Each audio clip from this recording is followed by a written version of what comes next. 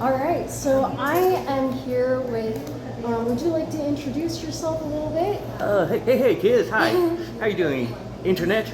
Hi, it's me, Mario. No, I'm Kevin, Chicken Boy Heesacker, and I'm on the internet. Sorry. No, you're good. My name's Rosetta. Wet my Weiner with your favorite sauce. I'm a local advertiser, and I advertise local creatives, and I interview local creatives. And this is one of our local comedians, and I think that Chicken Boy is just awesome. So this is Kevin, and I'm gonna interview him, and this is awesome. Good to have you here. Good to see you. Awesome. And everyone gets a prize. With the exclusive Chicken Boy interview. Yes. So I saw this on Amazon a month ago and it made perfect sense. I know Billy Mays never came through for you a few months back with the chicken collection, but I seen this and it made complete sense to grab this. So it is a chicken versus hot dog. Yes. Perfect sense. That is awesome. All right, so Wet my Wiener with your favorite sauce. I'm the hot dog lady, and this is Chicken Boy. So The battle begins. that is awesome. Okay, so And whoever makes that just got a cheap plug. So hey, yes, someone should be getting royalties. Damn it. That's. Anyways, hi. they should sponsor you. Oh, exactly. Yes. Give me a deal. Well, sponsor both for us. You know, it's both chicken and hot dog. Yes. I mean, come on. Yes, the this hell? is the best. Thank you. No That problem. was awesome. All right. So can you tell me a little bit about you and how you got started and kind of what you do? On like the comedy stick. That kind of started kind of by accident, I guess. Back in the college days, going way back, I initially went to this art college off in Denver, Colorado, Rocky Mountain College of Art and Design. Hey, how you doing, Rocky Mountain? They're not watching. But anyways. We'll go and tag them. They'll be probably, who the hell was that? I don't remember him. But I was generally a pretty shy person, going to high school and blah blah blah, and going to college. But in addition to the art classes, you had to take the liberal study classes as well, which is like the more like I guess real stuff. Like the English, English course. You gotta take a math course. So you gotta take a botany course. I took a botany course in art school. I don't know what that was. I still don't know what that was about. I didn't even get to paint a plant. It was stupid. But anyways, I had to do some speech making classes. One of them was a history class we had to do, and then there was a class just based on making speeches. That was the point of it. And I can't remember. I might be in them crisscross. I think I did a history course first, and then the speech one second. But I believe it was the history one. No, it was the speech one. Sorry. Not really important to the story, but anyways, I had to do this presentation kind of about the history of, well, not especially the history of America. That one came later. The initial one I had to do was about overcoming awkwardness when you give a speech. Yes. The speech guys know. And I being kind of not one really comfortable speaking in front of people at that time anyways. I decided, since I'm rather quirky with my sense of humor, I'll make my speech just really stupid and funny, and it like killed in the class. It got a huge reaction, which then led to a follow-up report, which was about the history of America, which was very like George Carlin inspired thing that I wrote about the history of America being just full of crap, but it was like better crap than the rest of the world. It was like inspirational, but still basically saying we're full of crap. And it got a huge reaction. I still remember this one gal that was like sitting in the front that was just like doing belly laps, and I was not used to that reaction from someone. And I'm like, holy crap, there's something to this stupid talk. So that's kind of how you kind of got started. The great thing about Rocky Mountain College was the kind of college that as long as you could come up with an artistic reason why you're doing it, they'll let you do it. Nice. Yeah. Nice. So I had a course where you kind of came up with your own projects. I decided to, for one of my projects, the theme was art is a form of self-expression, stand-up is a form of self-expression. Let's combine the two self-expressions in one show. So I did like a little mini art show, and I did this really awkward stand-up routine that I don't think any of the material I kept. It's all gone. It's been disposed of. But it was cool. I made like a stage using like shelves, like the bookshelves, and just flipped them over. I made one mistake though. I thought it would be funny to throw feathers at the beginning of my little fake stand-up show, so I bought like a feather pillow, and at this point I was already kind of getting known as the chicken guy, which I'll explain to that one when we get to it. But at this point I'm already known as something chicken guy. I kind of start using the chicken boy name during this particular performance, where I thought it'd be funny to throw feathers at people sitting in the room. One of my friends that was sitting there, I just like dunked him at his whole face in feathers. I did not realize this. If you decide to feather a room in a college building, they migrate as the day progresses, and I inadvertently feather my college.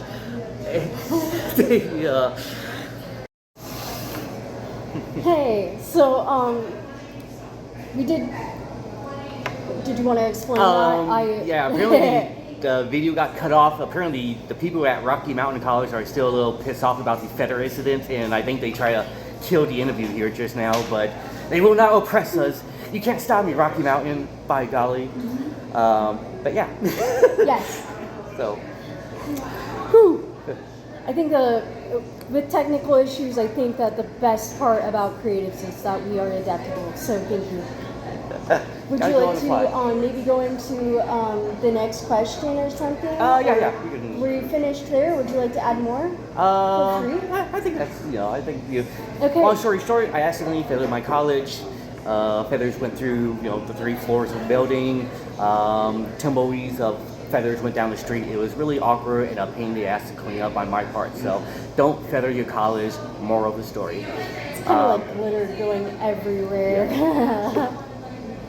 So, yeah, there you go. Yep. And that's kind of how I got started doing stand-up, I guess, was, Nice. by feathering random buildings. So how do you find inspiration for comedy? I mean, as far as like, some of the influences, I guess, that kind of led to this in my head. I mean, even before I even ever thought about doing this silly yuck nonsense. I grew up on watching a lot of comedy, stand-up comedies. Andy Kaufman, I was a huge fan of. I have like a weird jumbo mix of acts that are not like each other that yet kind of blend into what the hell this is. So like Andy Kaufman, the young Steve Martin, the Sam Kinison, Richard Pryor, and some other oddball choices as well. Dave Letterman, big influence on a lot of the wacky stuff I'm doing. A big influence on the show I'm putting on here in the near future. But yeah, those all kind of had a bit of a influence as far as the comedy. And oddly enough, there's some pro wrestling that inspire my shtick as well. I grew up on that, so I grew up on comedy and pro wrestling. So that's probably why I have like the theatrics I sometimes do in my shows. But like Bobby the Brain Heenan was a very funny commentator, huge influence on some of my being an idiot shtick type stuff. So so we mix all that together, and you kind of get whatever the hell this chicken boy thing is. So. Yes. Awesome. So what navigated, well, I guess we already asked you this. Is there anything you'd like to add about how you got navigated to this comedy, this creative skill? Well, like I say, it would just initially blossom from, trying to do funny reports in college. Oh, nice. Which, oddly enough, helped me pass some classes that I probably should not have passed. Apparently, you do a funny enough report, they just let shit fly. So they think you know what you're talking about, apparently. Yes. So, but yeah, so it kind of started off with that. I came back to Omaha after I graduated from there, got my degree. Got my college degree in one hand, my application for Walmart in the other. So that's how the college, art college degree went.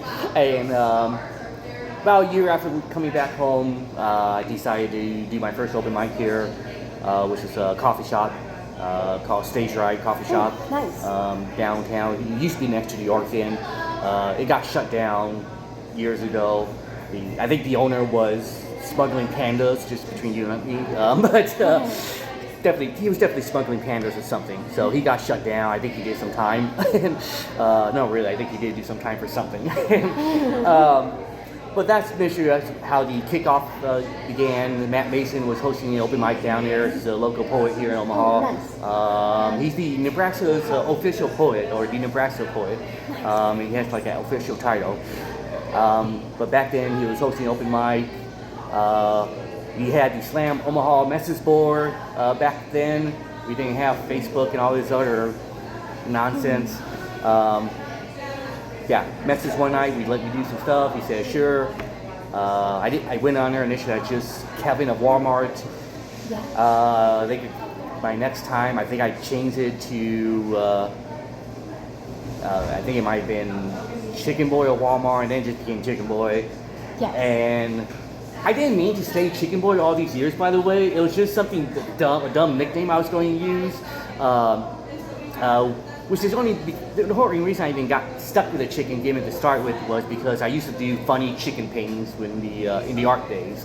That's great. Yeah, my senior year of high school, I we had a project where you could choose your own project. You do whatever you want to do in this painting. And at that point, I didn't know, I've been painting and doing drawing and stuff all my life. I didn't know what to do with that.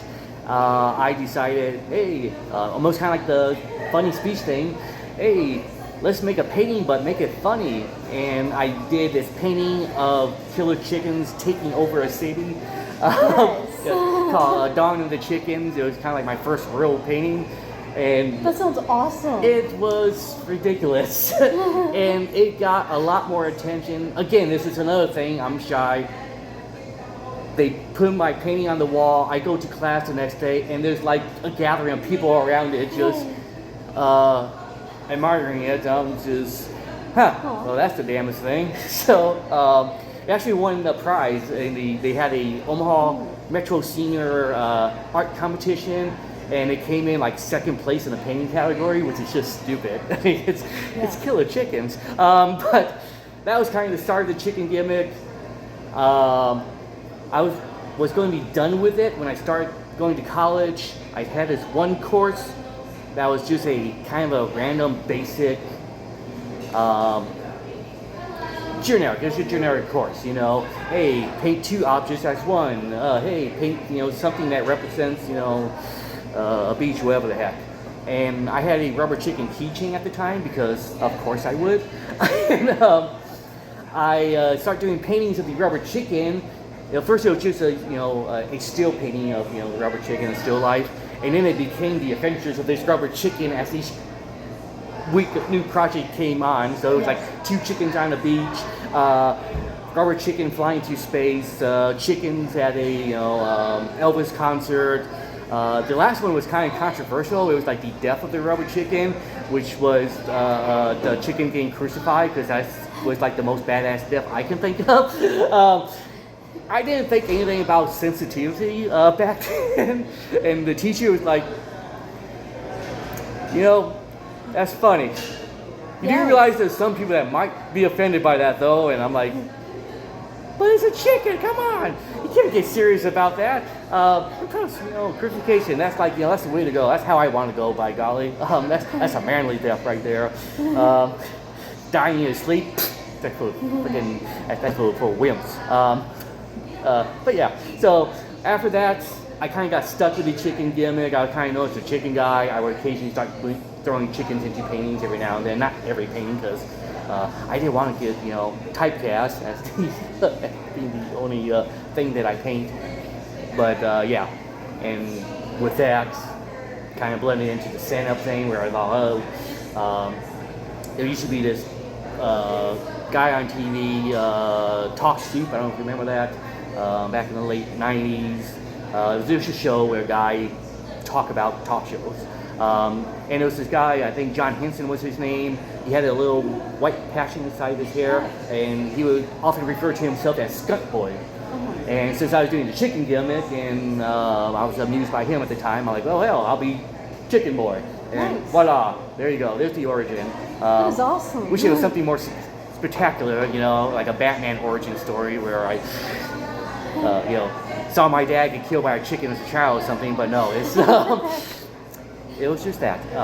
Thank you. No problem. Can you share with us a little bit about your creative process? It's as far as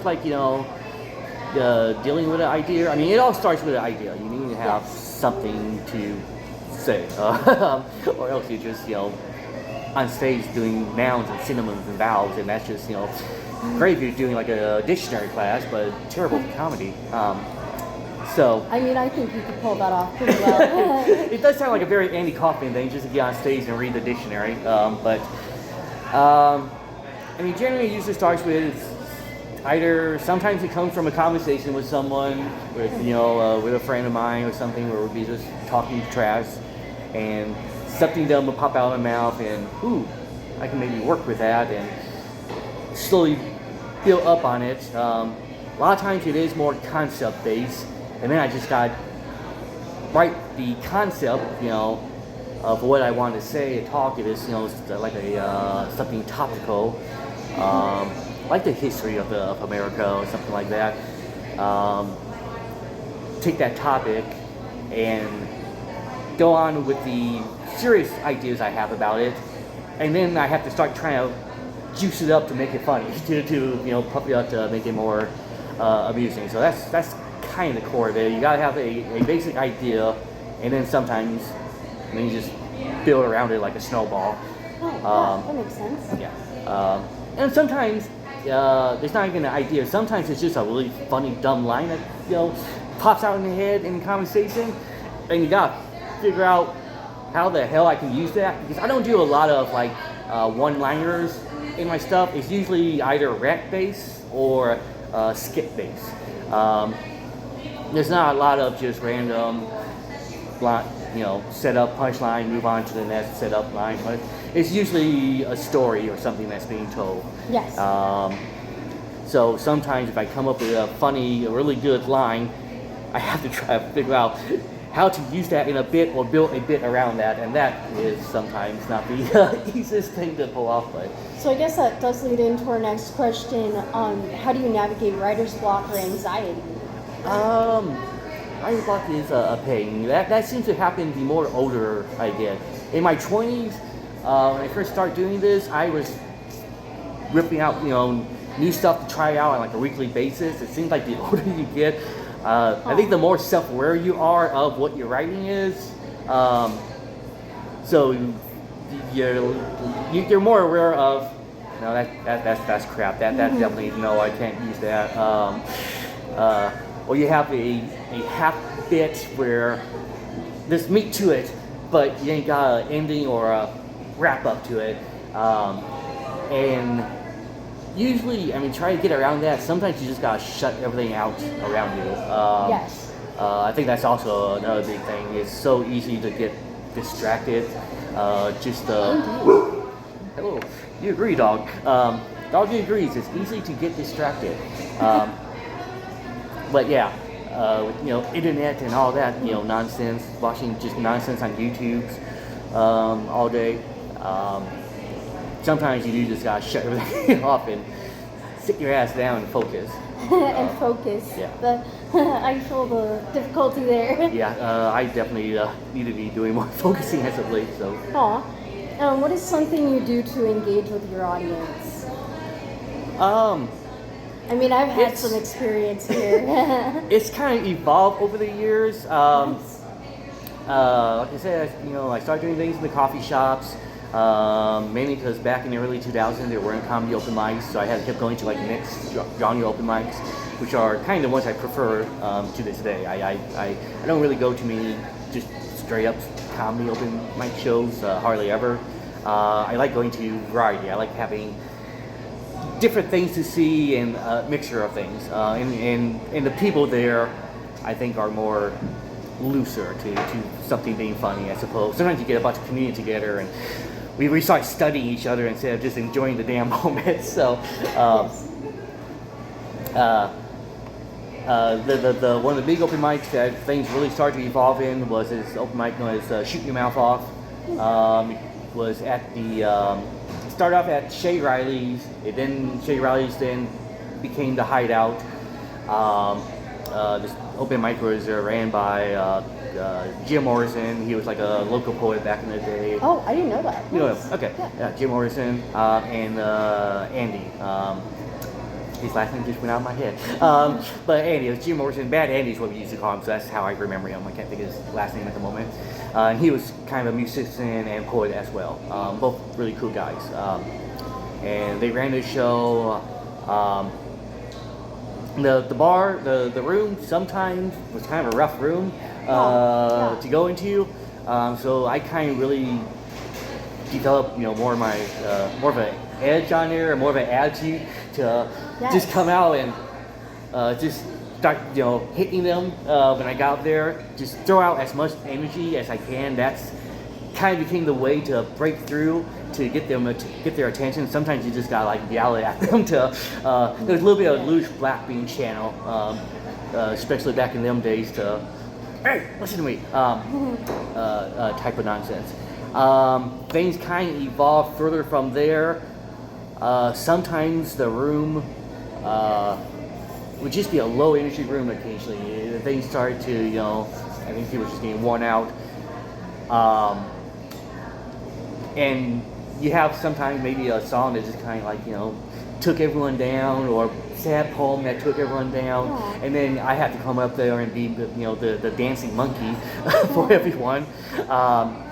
So I just started to jump up and start screaming, "Oh my God, it's me! I'm up next! Hey everyone, it's me!" And it kind of started off with that, just yelling at people in their chairs to wake them up so they start feeling something. And it kind of developed into just running around and start high-fiving people, like, "Yeah, it's me! Hey, I'm up! Yeah, high five, buddy! It's me! Come on, yeah! We're gonna get stupid!" And it used to be just a few people, and then I started high-fiving like everyone in the entire room, and that became like, the first 4 minutes of my act is just me running around smacking people.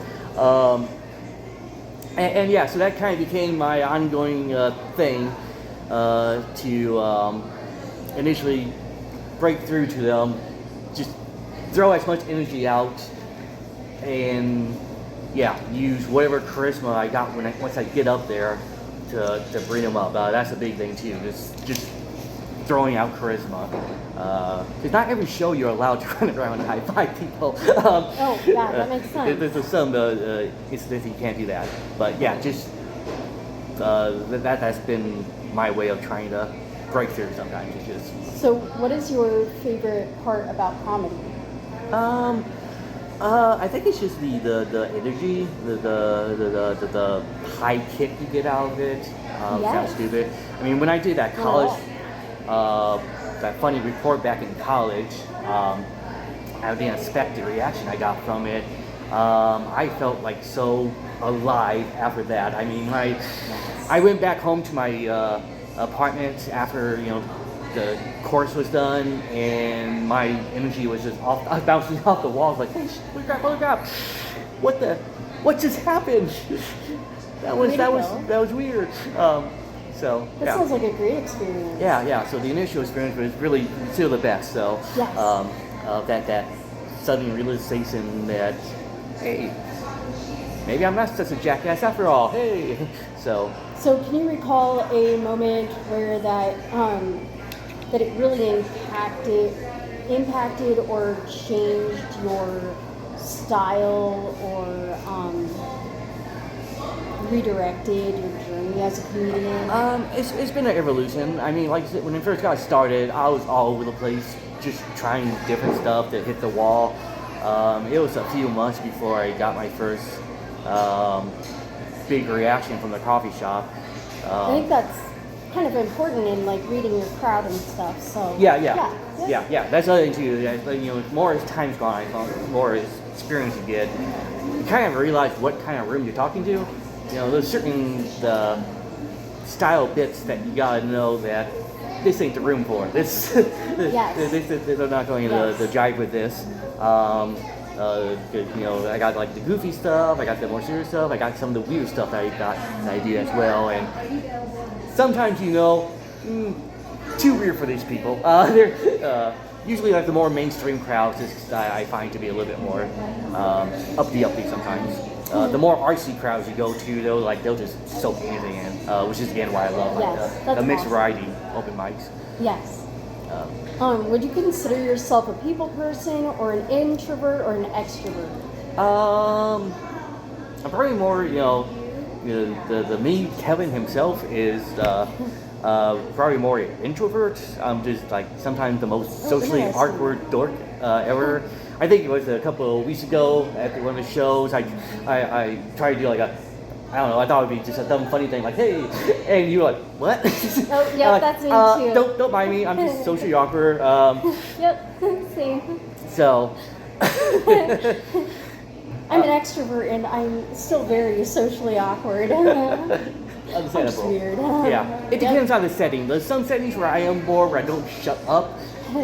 And then there's other settings, if I don't know who the hell is around me, that's when I just kind of tighten up. And it was really weird when I first started doing the coffee shop open mics. I probably looked like a serial killer because I would just be very quiet, waiting my turn to go up, just very calm, humble. All right, chicken boy, go up there, do this ridiculous, stupid thing for like 5 to 8 minutes, off the wall, over the top energy, and then I get be done with my bit, go sit down, and just be all calm again for the rest of the night. And I'm like, thinking back at that, I'm like, man, I just had to look like a crazy person doing that. But no, that was just my Although that really probably kept them waiting in anticipation, and then you. It probably did lead to what is this guy going to do, and probably led a little bit more to the mystery of who the hell this guy is, which I think it's good too to have a little bit of mystery with your character performance. Not everything needs to be thrown right out to the open. Let them try to figure out what the hell you're up to sometimes. But what is something that might surprise your audience about you? I'm not on drugs. That might be something. Some of this more off the wall stuff I do, I think a lot of people do generally think, oh, this guy, he's on something. Which I'm not. I don't really do anything, I guess, fun out of the normal. Mainly because I think back when I was doing the art stuff, it's an art school in Denver, so I think like everyone was high but me at the art college. I was determined to come up with as much wacky, goofy stuff in my artwork without having to have any added help from any other chemicals solutions. For a long time, I used to never drink. For a long time, I never even did the reefer until there was a period in my life where I was hanging out with this hippie person, and that kind of changes. Depending on your company, sometimes they will influence you to, what the hell, let's try it. Them hippies. Yes. But yeah, other than that, I still don't really partake in some of that stuff. Occasionally, I got a friend that might be like, come on, and maybe, but it's like a very, very slim chance. Most likely, if you ever ask me if I want to smoke something with you, I'll probably just hang out with you, and that's about it. Not that I'm against people who do that who are in it. I think the stuff should totally be legal. As long as you ain't, harming anyone else, you're not doing anything particularly damage to yourself. Have fun. It's a stupid thing that is not legal. There are benefits from it. So yeah. I just generally don't, because I already have enough trouble controlling my speech as it is, and try to keep things somewhat coherent. I usually try to stay with that. And drinking as well. I used to never drink. I didn't really start drinking until like I was 27, and went through this party phase with a couple of buddies of mine, and that was fun. It's fun to have a party phase. So, kids, have yourself a party phase at some point in your life. You're going to like it. I loved my party day personally. Yes. So, what is a piece of advice you would give to similar or other creatives within the stage performing or comedy creatives? Advice? Mainly, if you believe what you're doing, if you think this is working, or you just think that the room's not getting it, stick with it, work it out. Yes. Sometimes it's just a bad room. Don't be thrown off by small rooms. That was a big thing for me. Because apparently if you perform in front of a room where there's only like 4 or 5 people, they won't laugh. But it's not that they don't think you're funny. It's just people don't like to draw attention to themselves. Because when you're in a small setting, you start, you kind of bring attention to yourself, especially when you got a very goofy laugh. You kind of hold that in. So that's where I realized there's been a few small rooms where I was just like, what the hell was that all about? I just get off thinking that was just the worst, performance ever. And then I would get people afterwards going, oh, hey, I thought that was really funny. In my head, I'm thinking, well, why didn't you laugh, you son of a bitch? Show me some emotion. Tell me you love me, people. Yes. So, so don't be deterred by small rooms. Don't lash out against the room. That's a hard thing not to do too. I made that mistake as well. Even on social media, it's hard. Yes, especially if there's a room of people in there that they're to see a show. The mentality is still deliver something, even if it's going downhill. Just sometimes you just gotta throw those grenades. And if anything, if it is going down here, that's when you get to try the stuff that you know is probably terrible material. But what the hell, throw it out there at that point, because already bombing. Let's see how far this grave goes. So. All right, thank you. Where do you see yourself in 10 years as a creative or a comedian? Probably in an insane asylum at this point. Yes. Re-questioning my life decisions. There you go, Batman. Yeah, I'll be Batman Beyond. I'll be like the older Batman. I'll have a hair at that point. I'll be teaching the new chicken boy. Which would be kind of cool. I would be all for passing on the chicken boy gimmick to like someone else to take over, and I'll be just old and grumpy. You're doing that all wrong. You're holding a chicken upside down. Come on. I hope you find that for yourself. That is awesome. Yes. But yeah, realistically, there is probably a shelf life on this. Ideal was really originally to just do this comedy thing for a little bit, try it out, and then go back to doing paintings, and that was going to be it. And I somehow caught on for a little while there, and I still seem to have this weird. I'm very undergroundish. I don't have a very huge public following, but there's a lot underground-ish people that seem to come up to me, and it's weird. that's how I actually discovered you, is through another friend who decided that I needed to go to one of your birthday shows. And so I showed up to this show, and then I received a DVD from you.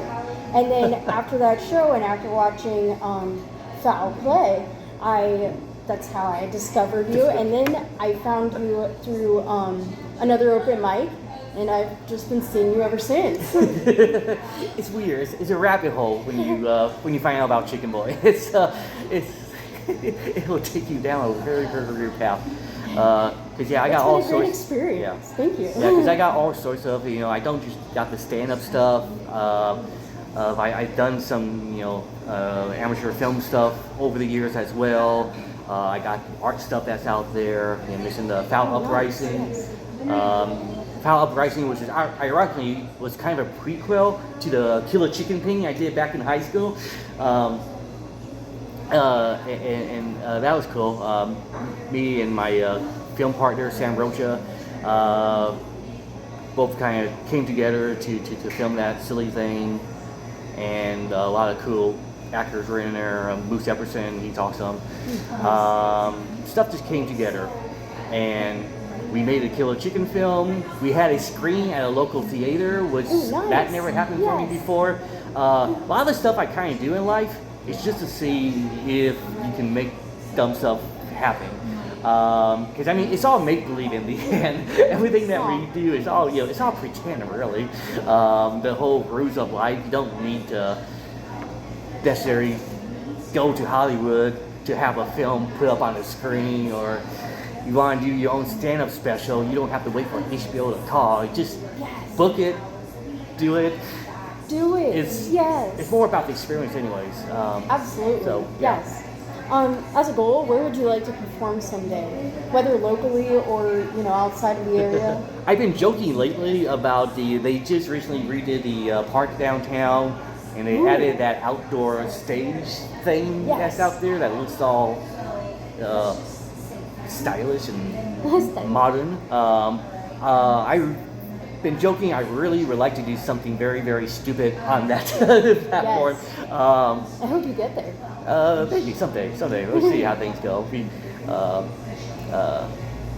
probably have to wait for someone else to book it. We did actually look into booking it just for curiosity to see how that works, and then we found out it's run by Mecca, which is like the Omaha thing, and it's like, oh, this is for real entertainers, not.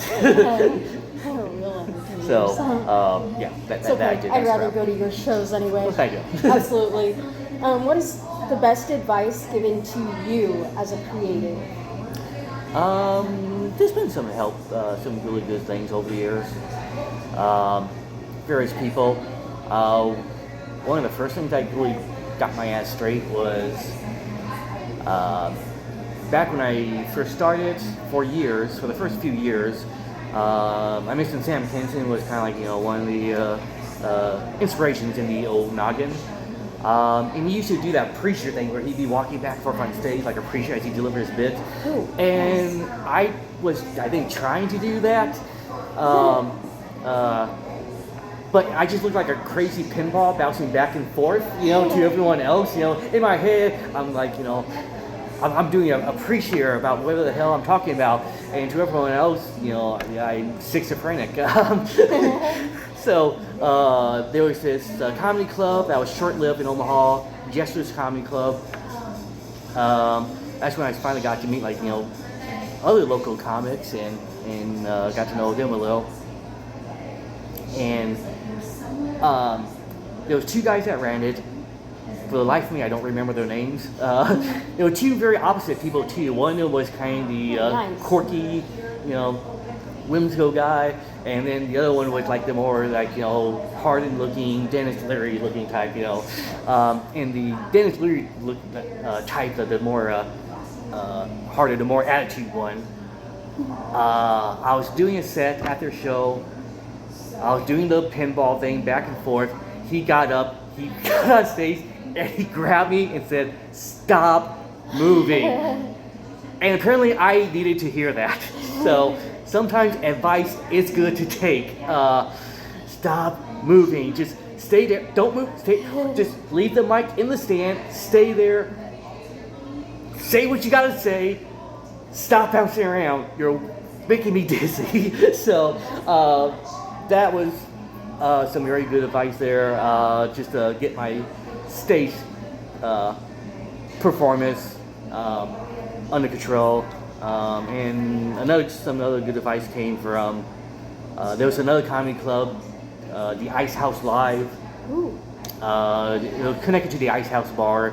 There was this guy that was running a comedy club there. It like lasted a year and then it went away. That's all things do here in town, it seems. I was trying out for a MC spot, and one of the traveling comedians that was working that particular weekend, that I was having my little tryout. Back then he was known as the Midnight Swinger. Now he's like now his name is Mr. Showtime David Scott.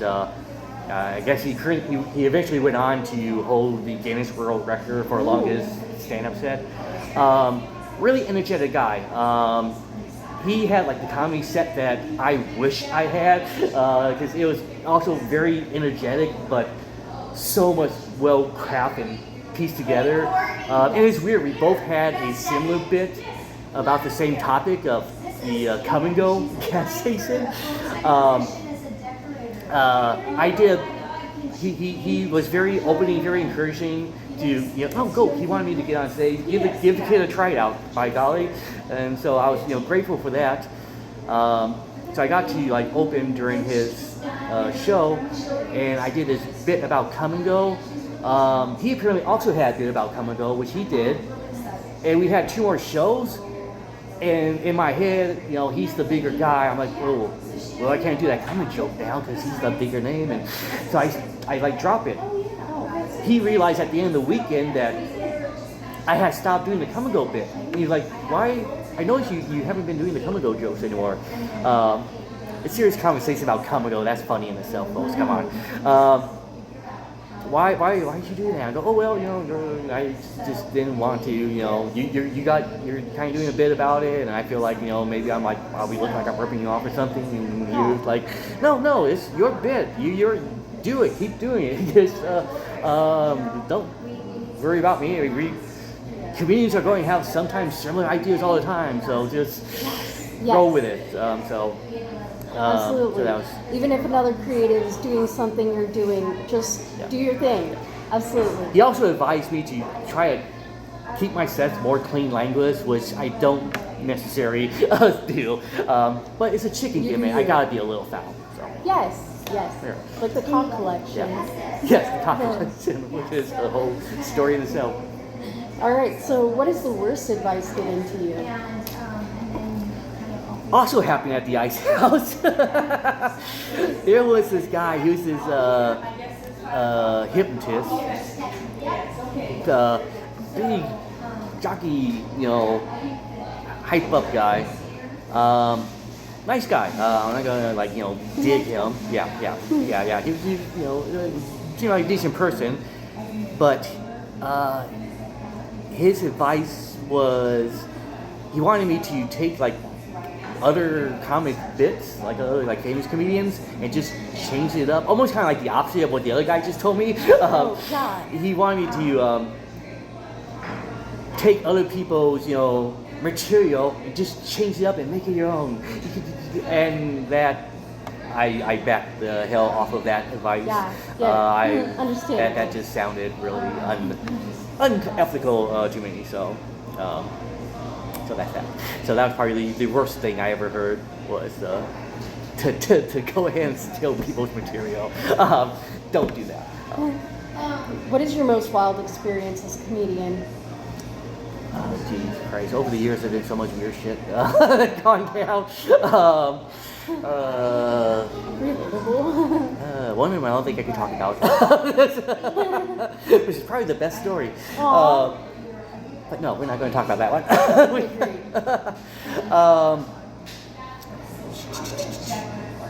I mean, there's been some weird, wacky stuff that's happened. There's been, I had a drunk Hitler follow me one night after I got done with my set at the hideout, like I said, sometimes the bar can be a little bit rough there. That's why you have to be a little bit of an ass kicker when you're on stage. You gotta go in with attitude, and usually that works. Some guy just was drunk. He did not apparently like anything I had to say. I don't think he said anything when I was on stage, but when I got off, he came up to me and it was kind of hilarious. Hey, that stuff you doing, man? Stop it. Just don't do it. It was so blunt and straightforward, but it was kind of funny in its own right. At the same time, there's this other guy at the show, and he enjoyed what I did, so he started trying to jump in and defend me, and I just want to have a conversation with that guy, because I've had some weird people come up to me after the show, which I think I may have an answer for your wildest thing that ever happened to me coming up here in a moment. But yeah, I just wanted to follow this, when I meet someone unique like that, I want to just have a conversation and just see what they give me to work with in the future. But then it was weird because he followed me into the bathroom afterwards, and that's when I got concerned. That's when it changed from being funny to, in my head, I'm like, oh my God, if I have to turn around and actually piss on this guy, I will do it. I'm going to piss on this man if he tries something at the bathroom. Way to go. Thank you. Yes. Thankfully, it did not go that far. He just stayed quiet, and I left. Don't be afraid to piss on your enemies. Now, as far as the wildest thing that happened, I think part of the problem when you have like a weird gimmick, as like Chicken Boy, it does seem to attract some unique personalities to you. Yeah. And there was this open mic at Mixed Music. I did some, I don't even remember what the hell I did, but I got done with the show, and this older, I don't know, maybe late 40s, early 50s, old balding, old guy came up to me, and he started, complimenting me. Hey man, I like what you did. Like, okay, no, that's good. I used to be you, but this, I'm like you in the future. I'm like, well, okay, here we go. And he like introduced himself. He goes, my name is he pulls out this business card, and it had like some weird like mathematical equation on it. He goes, this is my name. It's like a mathematical equation, but you could call me Seven. All right, Seven, nice to meet you. All right, well, hey, good to the guy enjoy things. Hey, no, man, you should be doing something more than this, man. You should, And then he went into the weirdest thing. He began to tell me his story of how he was going to save North Omaha with these CDs that say atomic on them, which is going to be his atomic bombs. And at that point, I'm just like Gene Wilder, go on. So that was probably the strangest thing that happened to me. A guy from the future who was me, named Seven, telling me how he was going to save North Omaha with CDs that are his atomic bombs. That was a unique experience. Oh yeah, what is your favorite hot dog sauce? That's a new question, guys. Ooh, am I the first Wet one? my wiener with your favorite sauce? You are.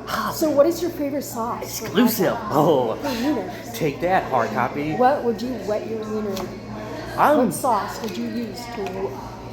I'm very plain and simple. Just good old-fashioned ketchup, really. That's all I need. Just some ketchup. I thought you might say that. Throw some ketchup on that dog, and I'll shove that dog in my mouth. That's not a metaphor for anything, okay, folks? Just. That's awesome. What might our audience experience when they attend one of your shows? What they might experience. Besides the bathroom incident. Besides the bathroom games. I think I'm you in the future. It's been a very strange life, kids. I guess what you might experience, at my type of shows, a lot of a mix of things, a little bit of stupidity, probably a lot of stupidity, a lot of high energy. That's probably the thing I've been told a lot by other people. I'm like a little ball of energy. Yes. And sometimes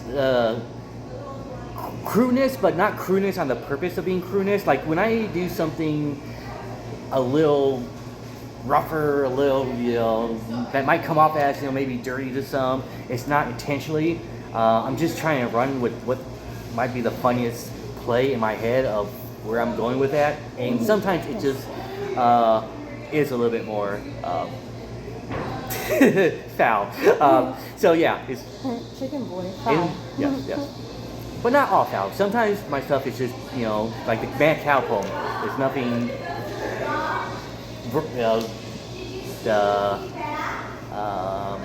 sensational about it. There's nothing, off color about it.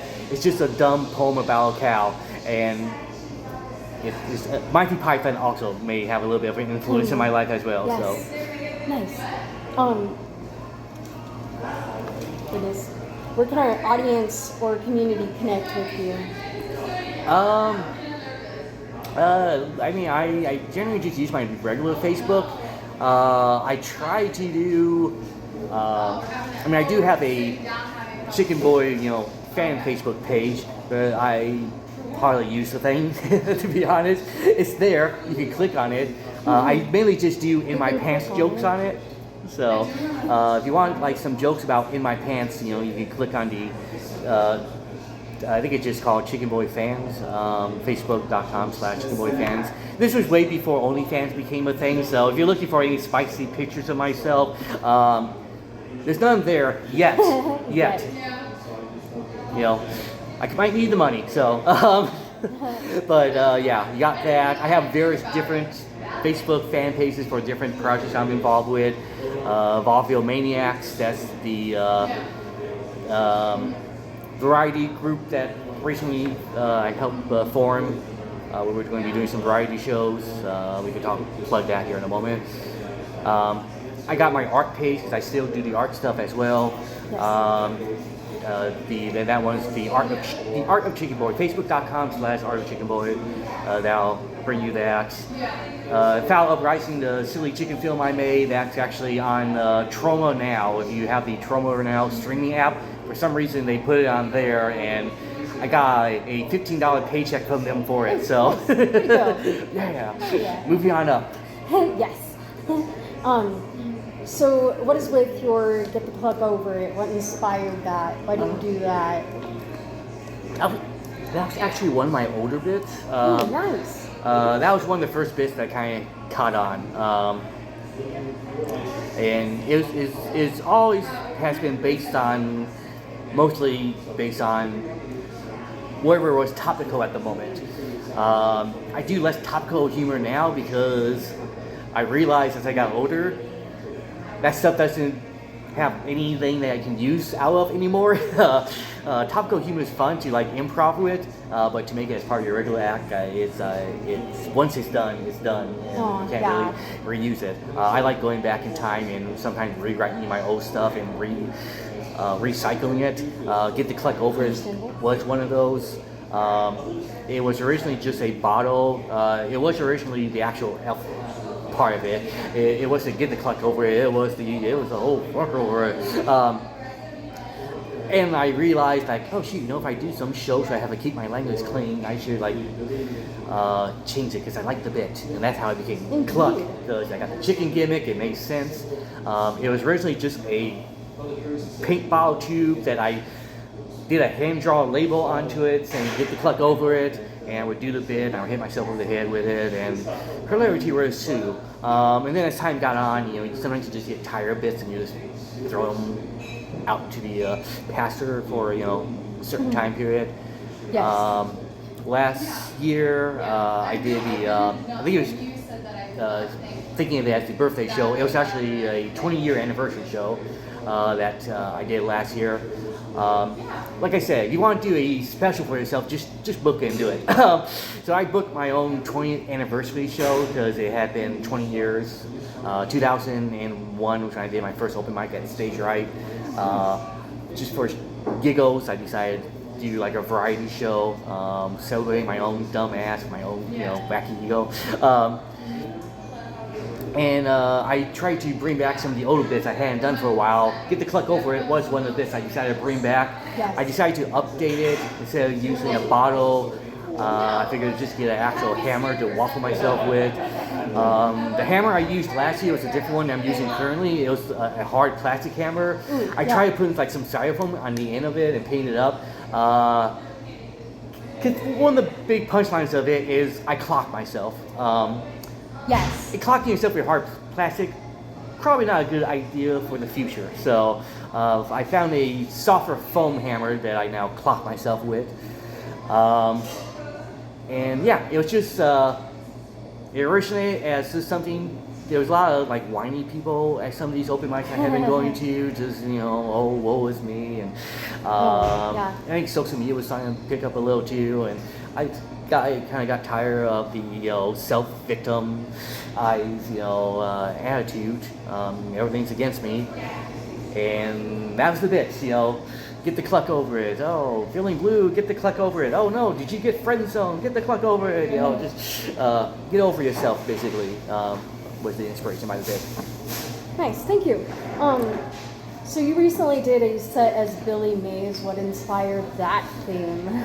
Billy Mays is, I actually did Billy Mays in the past. The first time I did Billy Mays, my first year doing stand-up, I was also trying to get myself an art show. That's how I ended up in the coffee shop. Nice. I was trying to find a place to do an art show, but I also wanted to do this mixed video show they let me do in college, which was where I would do, I would talk in front of a TV. There would be stuff pre-recorded in the TV that basically, once the video starts playing, it just goes the entire time. So there would be parts where I'm interacting with the TV. Oh, nice. It was kind of like a Letterman-ish variety show. It was me interviewing guests, which would be like myself on the TV, as Jesus was the character I played. Because back then I was like really skinny and had long hair, so I could pull it off. Not so much now, but I'm working on it. But one of the skits on the TV was a Billy Mays parody of the OxyClean, and that was like one of the bits that kind of had a bigger reactions that night. A few years later, I brought back Billy Mays on stage at probably the Hideout open mic, Shoot Your Mouth Off, where I dressed up as Billy Mays and just kept screaming, "Hi, Billy Mays!" to everyone in the crowd as I got up on stage. And I did a pitch for, I think it was like a head collection back then. And it would be something I would only bring out occasionally. There was a mock award show I helped host back in, 10 years ago maybe. It was called the Omaha Undies. Ash Rainbow, she was one of the performers at the 20-year show. She was in the band Platte River Rain back in the day. We were kind of joking, making fun of the Omaha Entertainment Awards. That has started becoming a thing. Yes. And it started as riffing on that about certain people not getting the comeuppance. So we did our own mock award show for the Omaha underground scene, called the Omaha Undies, where the prize was gold spray paint underwear that we would give to a lucky winner. And I think every musician she knew, I think we gave an award to, because that place, it was in the pizza shop where we did, and it was packed. But to advertise the show, I did a commercial on YouTube as Billy Mays advertising the Omaha Undies, and it was actually pretty cool. So if you want to look it up, Omaha Undies, Billy Mays on YouTube, maybe you'll find me. Sounds great. And then I recently decided to bring them back again this past December. It was kind of a spontaneous thing. I wasn't planning on doing it. I had a bit about the cock collection that I filmed for a YouTube channel that went nowhere a year ago. I tried doing it after COVID. I didn't want to let the bit go to waste on the internet, so I was going to do it live. And then for whatever reason, the original version, it was just me as myself doing the bit. I thought this would be a great opportunity to bring back Billy Mays just before Christmas. giving Christmas ideas of selling this cock collection. Can you talk a little bit about what that was? Would you mind? Basically the bit was. Oh no, I meant elaborating like a little bit about the cock collection. To give them a little idea of what. Basically, Yeah, what the cock collection is. Cock collection. Well, basically the cock collection was, Billy Mays. He was going to sell, a different cock for wherever you need, whatever cock you're looking for. They were chicken puppets that we had on stage. We brought like these stuffed chickens that would be thrown on stage, and we had every cock that you could possibly want. Billy Mays. Oh, you want a white cock? We got some white cocks. You want a tan cock? Ooh, we got a tan cock. Oh, you want a multiracial cock? Ooh, we got a black and white cock. Ooh, you want a black cock? Ooh, we got those. Those, by the way, a very popular seller. And it just went on with that. So it was just wherever cock you're looking for, we had it. We're going to sell you. But wait, there was more. And then I would bust out OxyClean. You order now, in the next 5 seconds, you'll get free OxyClean, the stain specialist, powered by the air, concentrated by the air that you and I both breathe. Concentrate is the OxyClean is the way to clean nasty ass shit. Yes, thank you. So You're awesome. there you go.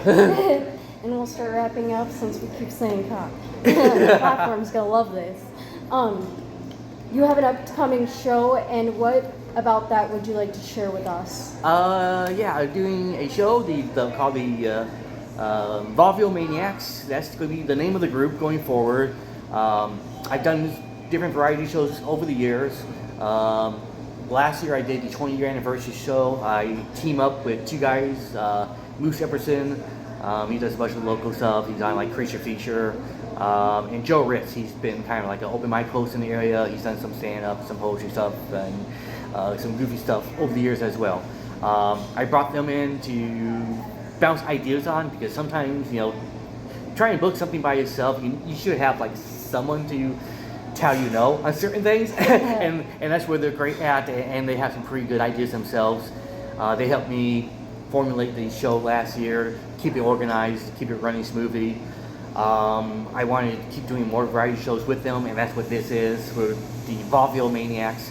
We're doing a variety show. The first one is going to be called Springtime for Chaplin. Yes. So just play off of the whole Springtime for Hitler thing, since Chaplin gets called that a lot. And it's going to be kind of vaudevillian, early, century style show with some of the skits that we'll be doing. Because there's going to be a series of guest acts performing throughout the night, and in between the guest acts there'll be like a skit. And the skit will be kind of like a vaudevillian style theme. Again, this stuff is kind of very Letterman-ish inspired by, very, traditional vaudevillian, inspired by as well. Which it should be wacky, because there's going to be, very, zany characters. We're going to be kicking off the show with a guy, Lorenzo. He does, Lorenzo plays, guitar. He's been in a few bands, usually with Clincher. He's in another band. I forgot the name of the new band that he's in right now. But he's going to kick off the show by doing a guitar rendition of the national anthem while wearing a chicken suit. Yes. So that's okay. Entertainment. So where and when can we catch this show? This sounds will be awesome. at Maloney's. I got my button promoting the damn show. Nice. Hey, I'm a promoter. Yes. Kinda. I pretend to be. It's all make believe. It's all make believe. It's all fake. But it's going to be at Maloney's Irish Pub, the Council Bluffs location, May 12th at 8 p.m. Be when the show kicks off. There's like a $5 cover. That's mainly because I just want to make sure the venue itself gets some money out of this. But yeah, it's going to be a night of numerous acts, all on one preposterous night. That's the tagline I'm going with. So. Yes, look forward to this show. Again, Maloney's Council Bluffs on May 12th at what time? It's going to be 8 p.m. 8 p.m. $5 cover. Be there. Go check this out. Chaplin will be there. Chicken Boy is awesome, and so are all of the other performers. I know a few of them, and I just highly recommend this show and this venue. Cool. Absolutely. Are there any words you'd like to share or leave with our audience? I'm sorry. Oh, oh boy. Words to give out to the audience. Let's see. Just live. Try to live. That's something Yes. I'm trying to do more myself. I've neglected, other things in life. Just doing, silly stuff all the time. So I'm trying to experience more of what the world has to give us, and you should do too. So it's not all about show business, kids. Occasionally take a moment, take a break every now and then from doing shows nonstop, and just breathe in the world. There's some cool stuff out there, Yeah, there is. and And it'll amazing people. help you as a character as well. So Thank you. Anything Rosetta's creative network or creative advertisement can do for you as a creative? Well, I think you just did. You plugging the show. That will hopefully help. Yeah, just spreading the good word. For those of who do enjoy whatever this is that I do, thank you for your support. That people that have done that. I'm always confused why I have people behind me, but people seem to like the shtick. I'm one of them. So, yeah. yep. So thank you. I'm always Absolutely. flattered and confused by it at the same time. So thank you. And yeah, the best you could do is just keep giving that support. I guess show up to some good shows, and if you can't come to the show, tell someone who might be interested. That's about it. Yes, tell your friends. And if I have an art Invite show, buy my shit. Yes, I need buy the me. money. Yes. All right, so you heard him. Support your local creatives, attend shows, buy merch, follow creatives on platform like Chicken Boy, Kevin. And then if we didn't have the internet, what is one thing you would do to continue pursuing your creations? Let's see. I mean, it wasn't much of an internet when they got started, other than the Slam Omaha message board. Oh, you kids don't know about the Slam Omaha message board. That was all the rage back in the day. You young whippersnappers. They don't even know what the hideout is anymore. I know, it's weird. That's another bad thing. A lot of places I perform at are dead now. They've been closed, yeah. and hopefully it's not my fault. But I'm The like, lookout, I doubt that's your fault. oh hell. I contributed to some of that Some of that- myself. I think a lot of people contributed to, but by golly, it was a lot of fun. I miss that place. I do too. That place was just Yes. that was something just special. Go find your place like the lookout. It might be Maloney's. We'll Yeah. see. Sometimes that's just the best thing. Find a home venue. Just stick at one venue sometimes instead of trying to go everywhere. Go find your venues. Yeah. Yes. Awesome. So, thank you for this interview. Thank you. Go check out Chicken Boy. Go attend that show again on Vaudeville Maniacs. The Springtime Vaudeville for Maniacs. Chaplin. Again, Maloney's Council Bluffs at 8 p.m. on May 12th. 8, right? Is that what you said? It was May 12th at 8 p.m. Oh, perfect. $5 cover. Be there. All You right. kids are going to Ushka, love it. I don't know what that means. Wet my wiener with your favorite sauce. You can catch more interviews like this one. Go follow, like, and subscribe on YouTube, and then you can follow me over on Facebook under Rosetta Judd. Also, go follow Chicken Boy, and go follow Kevin. So Just follow me on the streets. Just follow me. It's not the first time. Like I said, I have some weird stories. just don't follow him into the bathroom. Yes. And you won't be peed on. Yeah. I'll do it. All right. So I'll see you later. Thanks for watching. Good girl.